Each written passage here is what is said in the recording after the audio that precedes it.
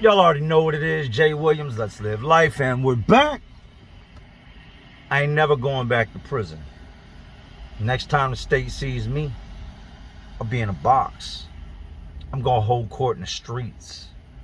I'm done doing this. But never put handcuffs on me again. I've heard more than one man say that. And I've seen it come true on more than one occasion. There are some guys that are going to get out, continue doing what they were doing before they went in, and they're going to hold court in the streets. Meaning that when they get backed in the corner by the police, it's going to end right then and there. They're not going in front of a judge. They're going to end it all. Either they're going to take their life, the cop's going to take their life, they're going to try to take as many people with them. They're going to do whatever they have to do to try to get up out of there. Fight or flight instincts. The worst thing you ever want to do when it comes to a man with nothing to lose is back him in a corner. I've had friends that were backed in that corner, and in that moment, a lot of people got hurt. Those guys aren't here no more. Today, we're going to get into never going back. Next time they see me, I'll be in a box. Sad but true reality. You see it on the news every day. Today I'm going to give it to you raw. Y'all know I've seen it. You know I've lived it. So let's relive it. Life update. I told y'all about the tooth situation. Went to the dentist yesterday. I did a whole bunch of digging around, messing with my mouth. Mouth is sore. The oral surgeon's not there every single day. He comes in certain times of the month, so I have to go back tomorrow. Cleaning, deep cleaning, all that, yada, yada, yada. Then I have to end up getting all of my wisdom teeth pulled. That's going to be fun. That's at a later date. And then there's some other things they're going to do. So that's still to come. Yay for the toothache. But as I've told y'all, the show must go on. Can't let life shut you down just when things happen. You know, if something happens, you got to just keep moving, man. You keep going forward. As much as I like to be home, resting up, it's not an option. I got to work. Today is my son Noah's 4th birthday. He turns 4 today. Happy birthday. Just got off the phone singing happy birthday to him. Go home this evening. Set up for his birthday party. Friends over, some family over, bunch of kids over. And we're going to celebrate him turning 4, which is a blessing. It's a beautiful thing. I've corresponded with some of my viewers. My heart goes out to a lot of them. I've talked to people that have lost children at a young age, and it leaves me speechless. It tears a hole in my heart. I don't know what to say to someone that has lost a child. It makes me love my children that much more. My oldest son is 19 years old. He was 2 when I left and almost 13 when I returned home from prison. I have custody of him, have since I got out.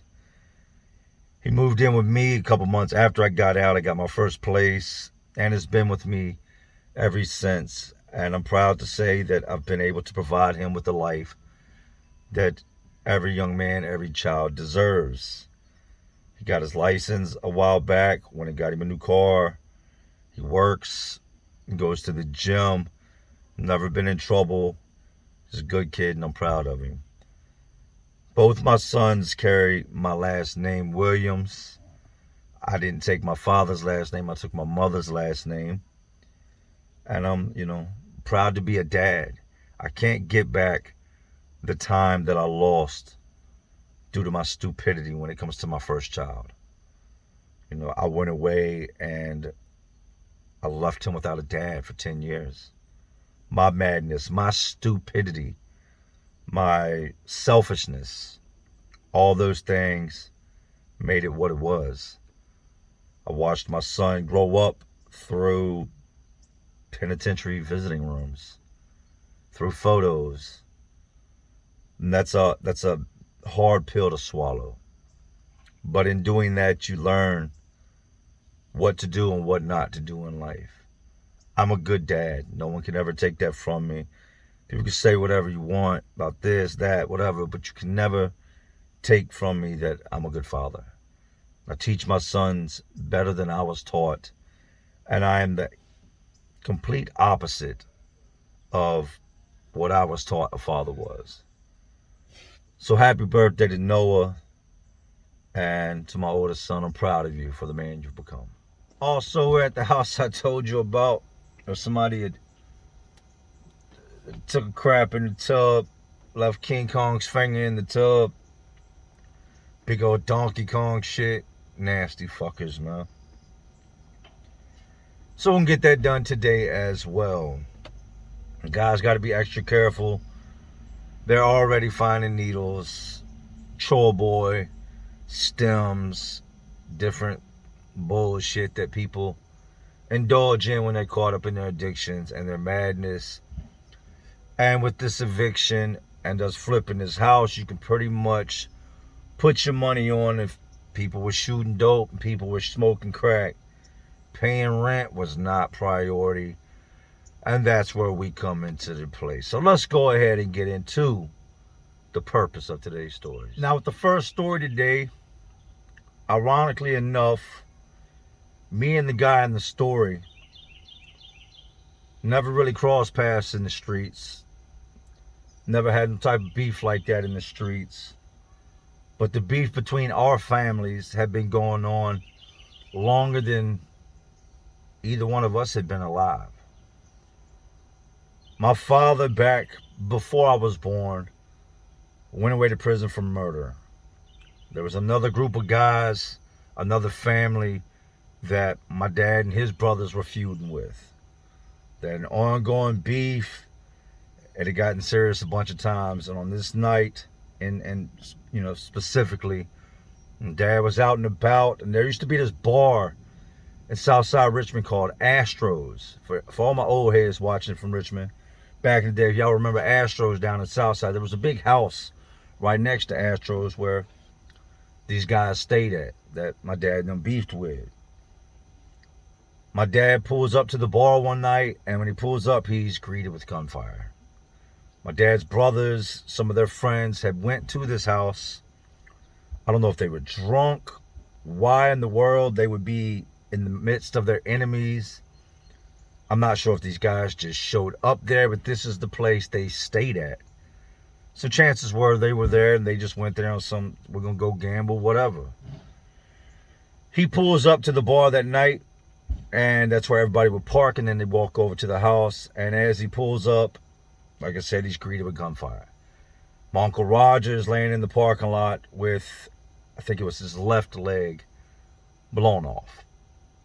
My Uncle Roger's now dead. Rest in peace.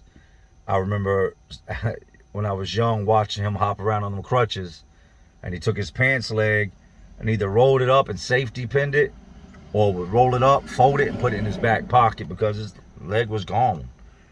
Right above the knee down was just completely gone. He lost his leg to a shotgun blast from one of the guys they were beefing with. Another one of my uncles was stabbed through the mouth with a knife. My dad pulled up, gets out the truck, and is hit twice with a shotgun blast. Laying on the ground, he said that he said he got out the truck when he realized everything that was going on. He had a double barrel that used to, in the back window of the truck. You know, back in the day, people used to put these gun racks in their back windows and ride around with rifles and shotguns and stuff in the truck windows. He said he pulls up and sees everything that's going on is chaotic. There's gunfire erupting. There's people on the ground.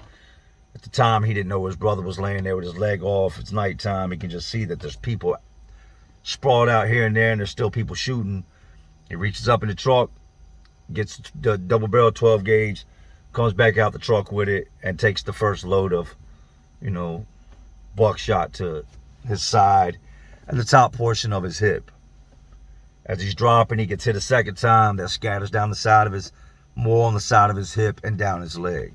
Remember I told you, as a child, I'd watch him like pop. It looked like almost these big bumps, like bee stings, but they weren't red. He'd pop them and pop these little pellets out that over the years had surfaced. Guy was in the midst of reloading, The gun that he had shot my father with, my father crawled over to the double barrel, rolled over on his back. The guy stepped above him and he shot him underneath the chin and took his head off. My mother's told me, other people have told me that when he went to trial, it was such a messed up picture when they, took him to trial. They had these pictures of what he had done that night. They said it was so nasty that some other jurors got sick. So off to prison my dad goes. The feud between my family and this dead man's family is still brewing. I have an uncle, now that at that point that didn't have a leg. I'm not even born yet, not even a fart in the wind, and my pops is in prison. He comes out, makes a couple kids. That doesn't go well. He actually had kids within the family of the man he killed. Meets my mom, makes me. We end up in North Carolina. The feud between my family and that family never died down. We fast forward to when I'm a teenager, and my dad had, it's like an El Camino, but it's not an El Camino. It was called a Ford Ranchero. It's like the Ford version of the El Camino. He picked these three guys up way down the south side on Hall Street one day. They asked him for a ride. He said, yeah. They got in the back. And they said, look, when we get where we're going, where you headed? And he told them. They said, yeah, you can drop us off right there. And look, we'll throw you some money. I'll throw you some weed once you get us there. And he was like, all right. So he pulls up. All this is leading into me and dude. He pulls up, lets the guys off. And I guess they had seen pictures of him from back in the day. One way or another, they knew who he was. They told him, we know who you are. You're James McMillan. You killed our uncle. And all hell broke loose. These dudes hopped off the back of the Ranchero he was driving, and there was a couple work vehicles out there in the apartment complex we lived in at the time. And guys started scattering over, just these three guys scattering to different trucks, trying to grab stuff off the back of these trucks to do this or do that to him, try to hurt him, And he just went nuts on him. He grabbed this big-ass board off the back of a truck, this big-ass piece of lumber, and just commenced to just beating these boys down with it. I remember him pulling up to the house. My younger brother was with him when all this happened. My mom was with him, and my younger brother, Jesse, was with him. I was at the apartment. They pull up. He comes in, runs and grabs his gun, back out the door. Rides around looking for him. Knows they're in the apartment complex and is going to end this, in his words, once and for all. Couldn't find him. My mom said she actually seen one of the guys when they were riding around cut between two buildings. She pretended she never saw it because she knew that if she told him there's one of them right there, that this man would have killed him. That would be, I've come to find out who these guys were through other people because they knew who my father was. That would be my introduction to the guy in today's story. I didn't see him that day. I didn't see any of this fight take place. But you know how the streets talk? Guys got to talking and they told me who it was. It wouldn't be long after this, the one guy, Tony Wood, got sent off to prison. Got him a fresh 10 years for stabbing somebody at the Richmond Coliseum. It was a Renegades game, hockey. They got into it with another group of guys. A big fight ensues. And Tony pulls out a buck knife and just starts sticking people, poking people up, right? By now, I know Tony's name. I know the other dudes' names he was with. Their names ring bells in the streets. These dudes were definitely very problematic. Not the type of dudes you want to beef with. Many years fast forward, I catch my case. And I'm sitting in the jail. And I'm sitting there one day talking to Tony. At the time, I don't know who Tony is. Tony's been gone a decade now. I don't realize that my dad is responsible for killing his uncle and that our family's got bad blood. Me and Tony got pretty tight. Tony wasn't in the jail long, maybe about a month. They used to send guys back to the jail from prison before they went home. When you got down to your last few months, they would put you back in the jail, and then you would go home from the jail. I knew his name, heavily tattooed guy. Wasn't nothing bitch about him. Dudes in the jail respected him. Just a white dude with a rough upbringing that had done a lot of time, that didn't put up with no bullshit. Me and Tony were cool. We'd eat together, talk here and there. And that's what it was with Tony. Me and Tony engaged in a conversation one day, and he starts telling me about prisons he had been in, things he had been through, what led him to prison. At the time, I still didn't know that the whole story. I knew the story, but I didn't know that he was actually one of the guys that was out there in the apartment complex that day with everything that took place with my dad, right? Tony tells me he just had a bad outlook on his release. Told me he wasn't going home to shit, didn't really have nowhere to go home to, didn't have anything out there waiting for him. And I said, pretty much, what are you going to do? And he was like, I'm going to do what I have to do, But one thing for sure, I'm not ever going back to prison. No matter what, I will never, ever go back to prison. Now, for some guys, going back to prison can be terrible for many different reasons. Some guys are just petrified of incarceration. They're scared to be locked up. They're scared of other guys. They don't do well locked up. They talk like they do, but the bottom line is a lot of guys are scared to death of jail and prison. They'll tell you, I'm scared. I was scared when I got there. A lot of guys are petrified of the act of just being incarcerated. They're petrified, scared of the other men, scared to fight, scared of all these different things. Tony's issue wasn't none of that. Tony's issue was he was scared of the same thing that scares me.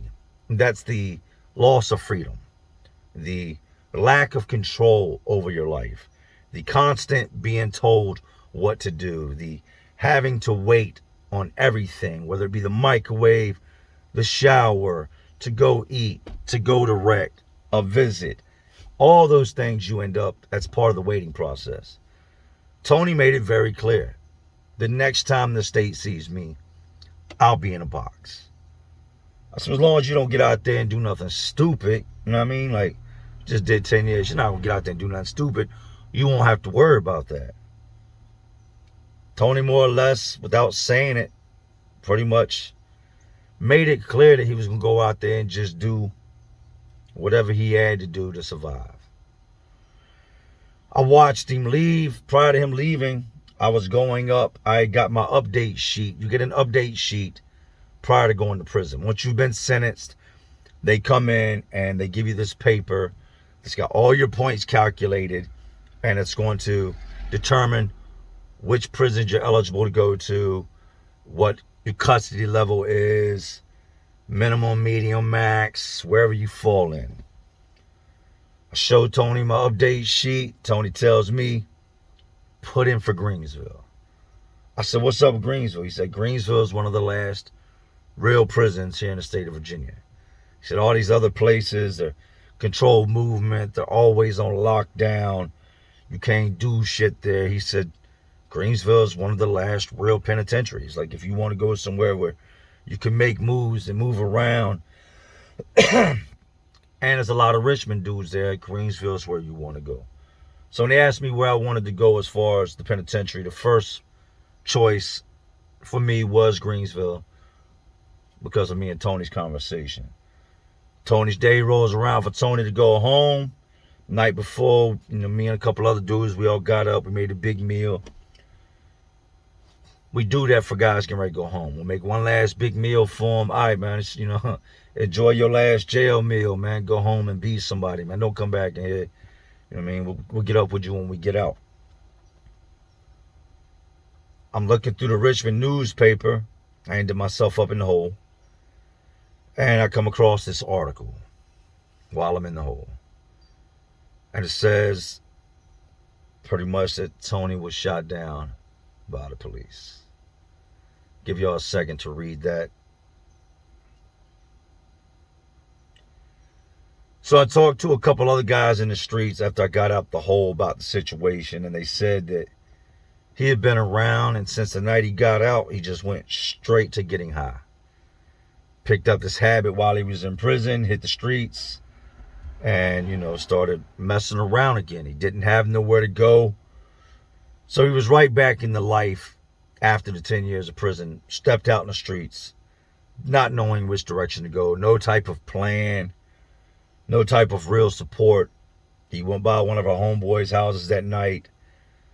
I think they said he ate a pork chop sandwich, left from there, and did some things he shouldn't have done, which ended him up in a high-speed chase with the police. They got him to the end of a cul-de-sac where he jumped out the car, pulled a gun on him, on the cops, and they shot him dead. We later find out that the gun he pulled on the cops wasn't even a real gun. So it's more or less suicide by cop.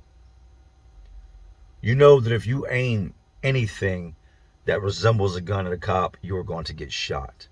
There have been cases where guys have phones in their hands, hairbrushes, wallets, and have been shot dead by the police. Tony actually pulled out a gun, pointed it at the cops, and they just boom, boom, boom, boom, boom. Killed him right there. And like I said, they checked it out later. I think it was a BB gun. It wasn't even a real gun. Tony lived up to the "I'm never going back to prison. The next time the state sees me, I'll be in a box."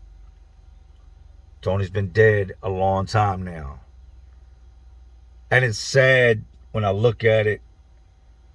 Do I think Tony was a bad guy? No. I didn't find out actually who Tony was until I got to prison and got to talking to some dudes that I knew from the streets. That was like, "How you feel about Tony Wood getting killed?" And I said, "It's fucked up." And they kind of gave me that look like, "For real?" And that's when I would go to find out that he was the nephew and was related and, part of the family that my dad had taken a life from. Had me and Tony ever realized that while we locked up, do I think it would have been issues? No, I don't think it would have been issues. I wasn't a big fan of my father. He's dead. Rest in peace. Even with him now being dead, I'm still not a big fan of my father. I've come to terms with the things he did. He subjected us to. He put us through, my brothers, my sisters, my mother, other people. I've come to terms with that, and I've come to forgive him. But I never have to like him. I never have to accept, the things he did. I think me and Tony would have been just fine. Because what he did didn't have shit to do with me. What my dad did didn't have shit to do with me. It's not like I was a cheerleader for him or an advocate for my pops, because I wasn't. He wasn't a good person. But yeah, Tony went out in a hail of bullets, man. He did not return to prison. He did not go back to jail. He did not go in front of a judge and stand trial for all the crimes he committed in that short period of time. He is one of many people I know that have been killed by the police, either in the commission of a crime or in order not to go back to prison. Let's get into the second story. Since Tony's death, 2 of his brothers have also been killed. His family has been riddled with deaths. And this comes from living that lifestyle. If you want to be out here in the streets, you want to be a tough guy, you always want to be in the middle of something, this is the result, for a lot of guys. This is the end game for a lot of guys.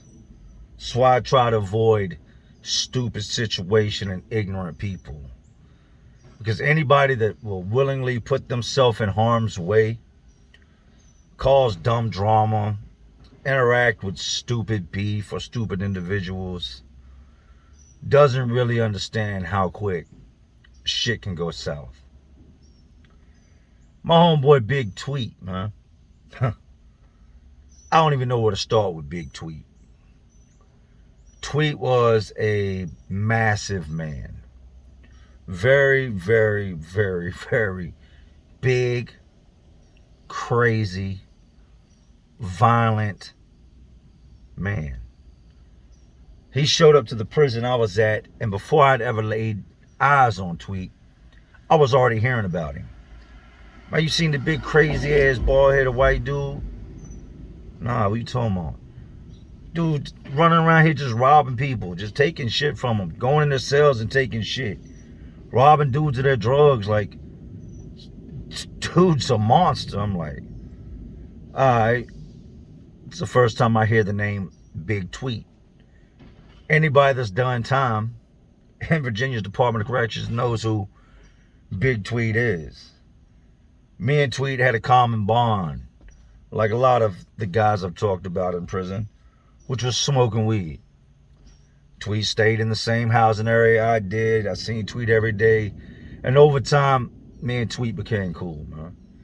Tweet would come out on the weight pile, lay down on the bench, lift some of the heaviest shit out there. Hadn't lifted weights in forever. Just to show guys his power, how strong he was, right? Tweet would go in the yard when the drugs hit. Chase the little drug boys around and rip them off out of their drugs. He'd either convince them to give it to him, or he just forcefully take it. Those are the facts, right? Had a lot of conversations with Big Tweet. And being locked up, you're going to deal with guys you don't always know why they're incarcerated. You don't always really know how crazy they are. I knew Tweet was crazy. Tweet would go at the gangs and then pretty much look at him and be like, which one of y'all gonna do something? All of y'all do something. Do something. And the dudes would not, they didn't want no problems with Tweet. Not only if it came down to it, would Tweet put a knife in you, but Tweet was one of those men that was big enough and strong enough that if he wanted, he could just dismantle you with his hands. You know what I mean? Just beat you to death like a damn bear. Big ass dude. I seen Tweet pick on everybody, man. And he did not discriminate when it came to who he picked on. Whether it be a sex offender, a gang member, a dope boy, somebody that was gay. Tweet was an equal opportunity. I mean, anybody could get it with Tweet. Tweet had told me, and I'm going to be honest with you, I thought he was lying. Tweet had told me, he said, you know, I don't ever plan on going home. He said, I'm an 88-time convicted felon. Man, they ain't gonna never let me out. When he told me he was an 88-time convicted felon, that's the shit to make you go, shit, all right, yeah, right, 88 times. Look at this. Tweet was an 88-time convicted felon. We get to talking one day, walking the track. Tweet had just ripped his blood dude off of some weed. We walk around smoking the weed. I'm a little irritated with Tweet because he's got me mixed up in this bullshit that he's always doing, right? But it's just normal with Tweet, whatever, right? And Tweet gets into this conversation with me on how he loves this shit. Here we are in prison, walking this dusty ass rec yard track, going in circles, you know, smoking this little dumbass weed. And he just tells me, he's like, I love this shit. And I'm like, huh? And then he tells me, I hate this shit. Huh? Doesn't even make sense. He explained it to me. He loved everything he did. He loved robbing dudes, taking stuff from dudes, extorting dudes, putting hands on dudes. He loved the constant beef and conflict that he created and all the chaos that surrounded him. He loved how his name rang bells, how people feared him. But at the same time, he hated being there. So it kind of made sense that Tweet was excited by the shit he did every day and the constant danger around the corner or conflict with the gangs and beef that was always going on. But he also at the same time hated being locked up. Tweet told me the same thing Tony told me. He said, I ain't never coming back to this bitch if I get out. You know? I don't know if he knew he was going to get out or he just made it seem like he didn't think he was ever getting out. I don't know if Tweet paroled out. I don't know if he had to parole out because the amount of time he had done that would put him under old law. I don't know if Tweet just, figured he would kill somebody in there and not get out. But he did make it very clear, just like Tony did, that I'm never coming back to this bitch. I will never, ever go back in handcuffs. I will never end up in jail. I will never end up in prison. And in that conversation, I told him, well, that's good. Get out and do what you're supposed to do, Tweet. Get out, be a good person, man, have some kids, get married, work a job, do something with your life, man. You know what I mean? You can be more than what you're currently being. You know what I mean? I tried to chalk it up to the fact that he was incarcerated and this is why he was like that. When in reality, this is just who he was. Tweet was the definition of a real live barbarian. You could have dropped him off back in the day with barbarians or put him in the Viking times and Tweet would have been great at being a Viking. Dude was a real life barbarian. Now I'm going to get out and I'm going to do what I do. Yeah, what's that? I'm going to do Tweet. Pretty much telling me when I get out, I'm going to go right back to what I was doing. I'm going to terrorize these streets. And that by no means necessary will I be going back to jail or prison. I think Tweet knew prior to getting out what his outcome was going to be. Because once everybody says it, man, I ain't never coming back here. Next time you'll see me, it'll be in a box. And then 99.9% of those guys that say stuff like that end up in handcuffs, end up back in prison or in jail if they commit crimes. That wouldn't be Tweet. I get out of prison, come home, do the same thing I'm doing right now. I work, oversee my guys, construction business is good. I'm out and about and I run into Tweet at an event one day. At first, I don't believe my eyes, but Tweet is, like I told you, he's so big you can't miss him. I look over and I see this big ass dude standing there and I'm like, damn, that looks like Tweet. Jay, what's up? You act like you don't know nobody. Walked over, I said, oh shit, what's up, man? Dapped him up. When'd you get out? A couple weeks ago. What's good with you?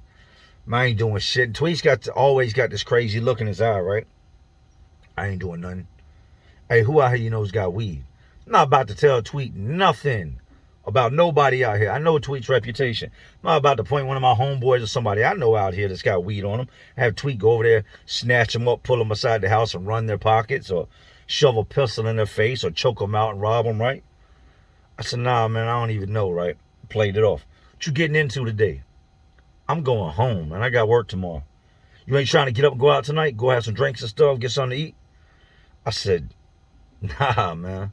I don't be kicking it like that. I don't do all that. You know what I mean? I got a family at home, a business to run. Got to get up and go to work tomorrow, Tweet. I'm not with that and not with all that drinking and partying and hanging out with dudes. Not being a dickhead, just letting him know, look, that's not what I do. All right, whatever, right? He mingles on to some other dudes looking for some weed. I already know where this is headed. Tweet's going to end up robbing one of these dudes out here, right? He does not care who it is.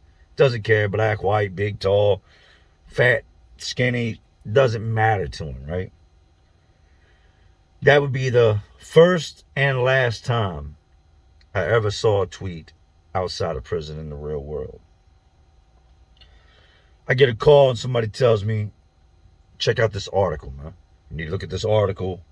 You need to go look into this and then hit me back. I look into it and it's big Tweet. Shot dead by the police. That's what they initially said. Tweet had done a bunch of dirt here in Virginia as soon as he got released. Went right back to doing what he was doing. Prison was a good thing for him because the most they could do was just keep him in prison. You let him in the streets and there's going to be victims. There's going to be people to get hurt. Tweet creates all this beef here in Virginia. Catches new charges here in Virginia. They're looking for him. He heads south. goes to Florida. He's in a Walmart, and they said that loss prevention, which are the people that work for the store to walk around trying to catch people stealing, said they seen him take a pair of swimming trunks. They called the cops. Big ass man. Ain't no Walmart employee gonna go up and say nothing to him like they would a teenager. He gets there, the cops are outside, he comes out the door. They messed up by, first of all, touching the man. The cop walks up, grabs Tweet. Tweet turns around, commences to beating the cop up. Other cop deploys a taser at Tweet, doesn't do anything. Tweet pulls his gun and fires at the police. What I'm about to tell you, I don't agree with. I don't agree with hurting other human beings, much less innocent people. So don't think that I had anything to do or I agree with Tweet's actions and what I'm going to tell you next. He fires at the cop. One's on the ground. One's taking cover because he's being fired at. He runs up on a car with a man, a woman, and their kids in the car. Tells the guy driving, points a gun at him, give me the car. He's in flight mode. Got to get out of there. He knows how this is going to end. So nothing he's getting ready to do does he plan on having to deal with in front of the judge. Guy won't give him the car. Tweet shoots into the car. Hits the man and the woman with their kids sitting in the back seat. Runs over to another car and carjacks a woman that's getting in her car. Cops are pulling up on the scene. More cops. There's another cop that's pulling up on the scene as Tweet skirts about the parking lot with the car door still open in this little silver car. Takes the police on a pursuit that doesn't last long. He goes down this road, and I guess he thinks it's going to open up to a main road, and it comes to a dead end. And the moment he sees that he has nowhere else to go, he's cornered, takes the gun, sticks it out the car window, fires at the cop. And if you want to go watch the footage, you can. The cop empties the entire clip through the windshield into the car where Tweet's sitting. You see it clear as day. Cop from inside his cruiser shoots the windshield. You see the windshield shatter. You see the windows in the car the Tweet was in get blown out. The car get rid of with bullets. And in the midst of that, all these gunshots, you hear like 3 short bursts towards the end. They said that Tweet ultimately was hit 3 times by the cop, and that he then took the gun, put it to his temple, and squeezed. I don't know if the gun he had was fully automatic, if his finger jumped after the shot, but it was 3 shots that went off. And to this day, I don't understand how you could shoot yourself in the head and then squeeze the trigger 2 more times. But they said that he ultimately died of a self-inflicted gunshot wound to the temple. And the cop let off his whole entire clip into that car that Tweet was in. And I have no doubts that had Tweet not shot himself, he'd have most likely survived those bullets he took from that cop. He was just that big of a man.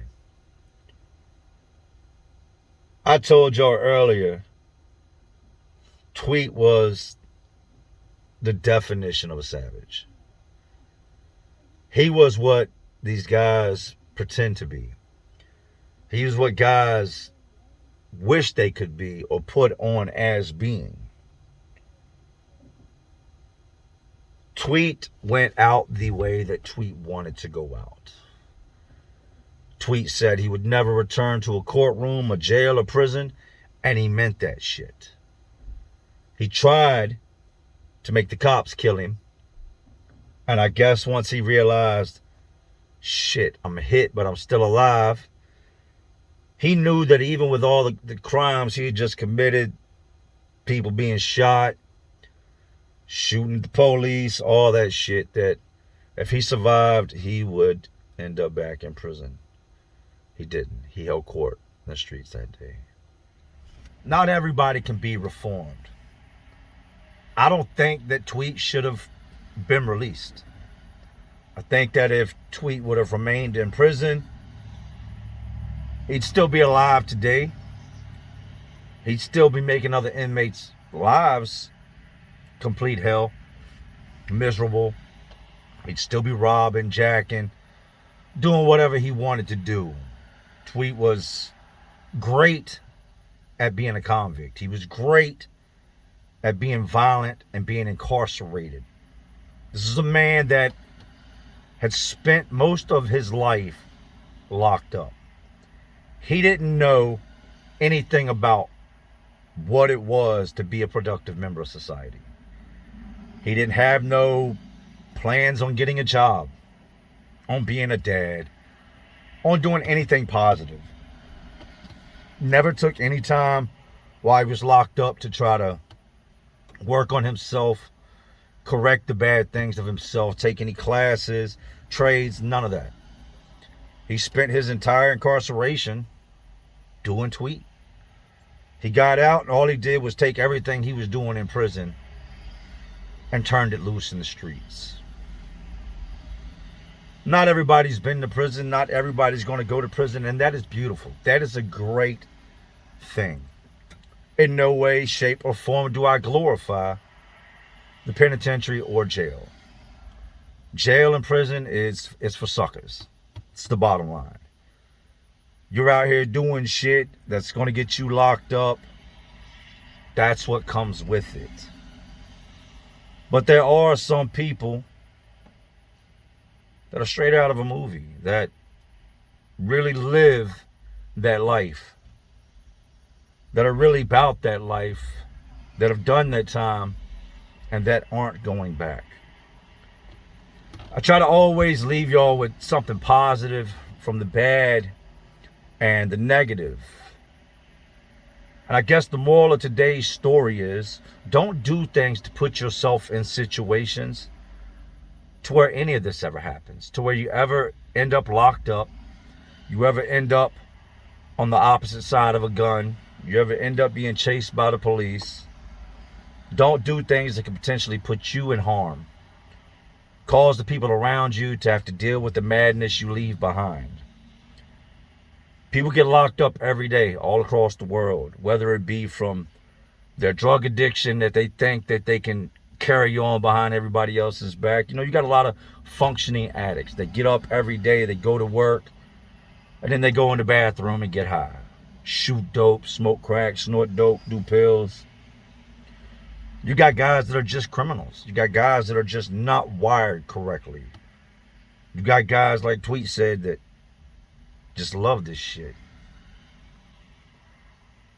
I can say without a shadow of a doubt, I will never commit a crime that will send me back to prison unless it's defending myself or defending the ones I love. Then at that point, I will do what has to be done, and it'll be in my lawyer and the judge's hands.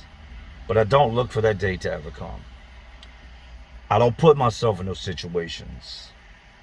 I don't pay attention to petty people, drama, gossip, none of that. I'm at a point in my life that most people only wish they could be. I'm at a point in my life that for a lot of guys that were out here the entire time I was gone, still have not achieved. I'm able to give my family the best life they could ever imagine, I could ever imagine. And it was all through hard work and dedication. Nothing was given to me. You know, I started out this construction business with hand saws and hammers. Myself, me out there doing the work every single day, flipping these houses with no help. Hired a guy, saved up enough money to hire a second guy, picked up enough contracts to where now I have plenty of guys. Don't become a statistic, whether it be by going to prison or jail, getting out, ending back up in jail, or taking up a plot in someone's graveyard. Live your best life. Learn from these stories. Take in everything that I say and apply it. I'm by no means the toughest man in the world. I can't beat everybody. I've done things I'm not proud of. All that stuff led me to where I'm at today, and I learned from it all. I love this life. And I hope that no matter what you're going through, you can learn to love yours as well, because we only get one. I wasted a lot of my years on stupid shit. But I'm here now. I'm going to remain here. And that's honestly where my mind's at. Anyways, mouth doesn't feel too great, so I'm going to jump out of here. I've missed y'all the past couple days. I love all y'all. Salute to all y'all. Sorry for not uploading. Like I said, it's two things not fun, but here we are. So these jails, detentions, these prisons, these streets, they're all just crazier worlds inside of this already crazy world we live in. And as always, y'all know what I'm doing. I'm just trying to keep y'all entertained. Are you not entertained? And like always, this is Jay Williams. And to all my real ones, and there are some real ones watching, because y'all still watching me. And y'all know how we do. Salute.